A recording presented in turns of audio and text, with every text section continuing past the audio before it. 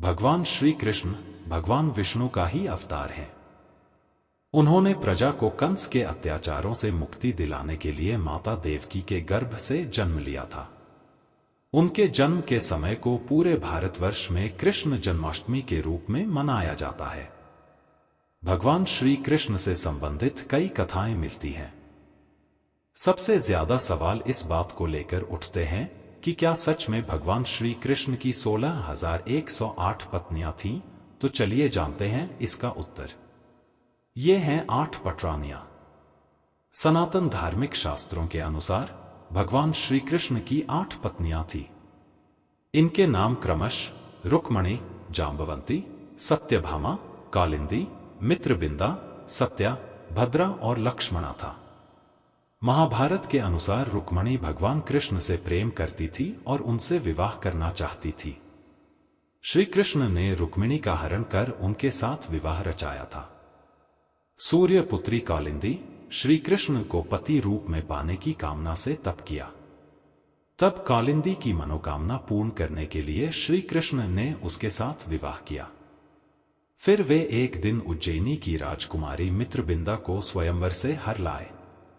उसके बाद कौशल के राजा नग्नजित के 7 बैलों को एक साथ नाथ कर उनकी कन्या सत्या से विवाह किया। तत्पश्चात उनका कैकेय की राजकुमारी भद्रा से विवाह हुआ।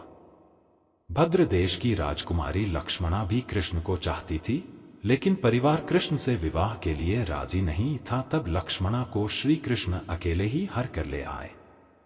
कैसे हुआ 16,100 कन्याओं से विवाह? पौराणिक कथाओं के अनुसार एक बार नरकासुर ने बलि देने के उद्देश्य से 16,000 कन्याओं को बंदी बनाकर एक कारागार में डाल रखा था। तब भगवान श्री कृष्ण ने नरकासुर का वध किया और उन सभी कन्याओं को कैद से मुक्त कराया। जब वह सभी अपने घर पहुंची तो उनके परिवार वालों ने उन्हें अपनाने से मना कर दिया। तब श्री कृष्ण ने 16,000 रूपों में प्रकट होकर एक साथ उनसे विवाह रचाया था। कई मान्यताओं के अनुसार यह भी कहा जाता है कि जब इन कन्याओं के परिवारजनों ने इन्हें लोकलाज के डर से अपनाने से मना कर दिया तो इन सभी ने मन ही मन भगवान श्री कृष्ण को अपना पति मान लिया और उनकी भक्ति करने लगी। इन कारणों से लेना पड़ा भगवान श्री कृष्ण को अवतार। यदा यदा ही धर्मस्य ग्लानिर्भवति भारत युगे युगे। गीता के इस श्लोक में भगवान श्री कृष्ण ने अपने अवतार का रहस्य बताया है। भगवान श्री कृष्ण ने अर्जुन से कहा कि हे भारत, संसार में जब जब धर्म की हानि होती है और अधर्म बढ़ जाता है तब तब धर्म की पुनः स्थापना के लिए मैं अवतार लेता हूं। द्वापर युग में क्षत्रियों की शक्ति बहुत बढ़ गई थी। वह अपने बल के अहंकार में देवताओं को भी ललकारने लगे थे। इसके अलावा हिरण्यकश्यप और हिरण्याक्ष ने रूप बदलकर धरती पर जन्म लिया था, जिनका अंत करने के लिए भगवान विष्णु को स्वयं अवतार लेना था। इनके अलावा और भी कई कारण थे जिनके कारण भगवान को द्वापर के अंत में अवतार लेना पड़ा। हिरण्यकश्यप और हिरण्याक्ष का धरती पर जन्म। हिरण्यकश्यप और हिरण्याक्ष का धरती पर जन्म। भगवान श्री कृष्ण का परम शत्रु कंस पूर्व जन्म में हिरण्यकश्यप था। भागवत पुराण के अनुसार भगवान विष्णु के द्वारपाल जय और विजय शाप के कारण बार बार असुर रूप में जन्म ले रहे थे। भगवान विष्णु ने इन्हें शाप से मुक्ति के लिए वरदान दिया था कि जब भी तुम जन्म लोगो तुम्हारी मृत्यु मेरे हाथों होगी और तुम्हारा उद्धार होगा। कंस ने धरती पर जन्म लेकर धरती पर हाहाकार मचा रखा था। इसके अत्याचारपूर्ण शासन से साधु संत कष्ट पा रहे थे। दूसरी ओर शिशुपाल, जो पूर्व जन्म में हिरण्याक्ष था, वह भी धरती पर आ चुका था। इन दोनों को मुक्ति प्रदान करने के लिए भगवान श्री कृष्ण ने भाद्रपद महीने के कृष्ण पक्ष की अष्टमी तिथि को अवतार लिया। राधा का शाप बना कृष्ण अवतार का कारण।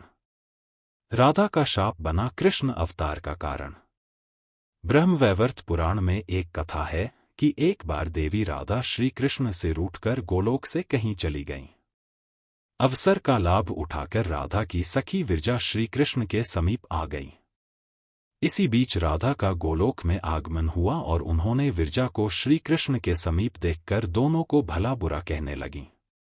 विराजा वहां से तुरंत नदी रूप धारण करके चली गईं।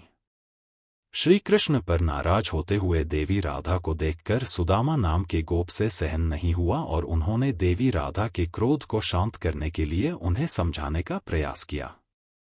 लेकिन इससे देवी राधा शांत होने की बजाय और उग्र हो गईं। देवी राधा ने सुदामा को शाप दे दिया कि वह असुर बनकर धरती पर चले जाए। सुदामा भी क्रोध पर नियंत्रण नहीं रख पाए और देवी राधा को शाप दे दिया कि आप भी गोलोक से पृथ्वी पर चली जाएं और कुछ समय तक आपको भी श्री कृष्ण से विरह का दुख भोगना पड़े। श्री कृष्ण ने देवी राधा को समझाया कि चिंता ना करें, यह पूर्व निर्धारित है कि आपको पृथ्वी पर अवतार लेना है। आपके साथ मैं भी पृथ्वी पर अवतार ग्रहण करूंगा, जिससे सुदामा का शाप भी फलेगा और हमारा साथ भी बना रहेगा। भागवत एवं शिव पुराण में एक कथा है कि नारद मुनि के मन में एक बार विवाह करने की इच्छा उत्पन्न हुई। मोह में फंसे नारद मुनि भगवान विष्णु के पास हरि के समान रूप मांगने पहुंच गए। भगवान विष्णु ने ही नारद के अहंकार को तोड़ने के लिए सारी लीला रची थी, इसलिए उन्होंने तथास्तु कह दिया। नारद मुनि विवाह की इच्छा से स्वयंवर में पहुंचे, लेकिन कन्या ने उनकी ओर देखा तक नहीं। निराश होकर नारद मुनि लौट रहे थे तो उन्होंने जल में अपना प्रतिबिंब देखा। नारद मुनि का चेहरा बंदर के समान था। भगवान विष्णु पर क्रोधित होकर नारद मुनि बैकुंठ पहुंचे। नारद मुनि ने भगवान विष्णु से कहा कि आपने मुझे बंदर का रूप दिया है, जिसकी वजह से मेरा विवाह नहीं हो पाया। मैं जिस विरह वेदना को महसूस कर रहा हूं, आप भी उस वेदना को महसूस करेंगे।